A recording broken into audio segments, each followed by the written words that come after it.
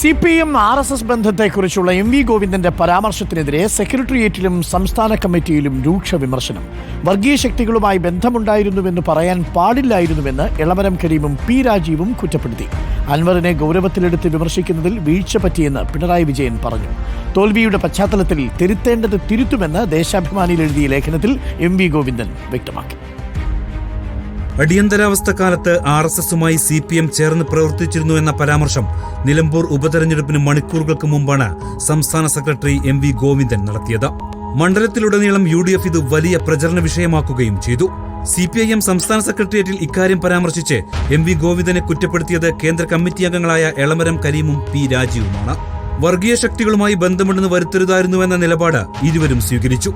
MV ഗോവിന്ദന്റെ പേര് പറയാതെയായിരുന്നു വിമർശനം. നിലമ്പൂരിലെ പാർട്ടി കണക്കുകൂട്ടലുകൾ പിഴച്ചെന്ന് സംസ്ഥാന സെക്രട്ടേറിയറ്റ് വിലയിരുത്തി. ശരിയായ വിലയിരുത്തലില്ലെങ്കിൽ വലിയ തിരിച്ചടിയുണ്ടാകുമെന്ന് പി രാജീവ് ഓർമ്മിപ്പിച്ചു. നിലമ്പൂരിലെ പരാജയം പാർട്ടിയും ഇടതുമുന്നണിയും വിശദമായി പരിശോധിക്കുമെന്നും തോൽവിയുടെ പശ്ചാത്തലത്തിൽ തിരുത്തേണ്ടത് തിരുത്തുമെന്നും CPIM സംസ്ഥാന സെക്രട്ടറി MV ഗോവിന്ദൻ ദേശാഭിമാനിയിൽ എഴുതിയ ലേഖനത്തിൽ വ്യക്തമാക്കി. വർഗീയ തീവ്രവാദ ശക്തികളുമായി കൂട്ടുകെട്ടുണ്ടാക്കിയാണ് UDF വിജയിച്ചതെന്നും ലേഖനത്തിലുണ്ട്. റിപ്പോർട്ടർ, തിരുവനന്തപുരം.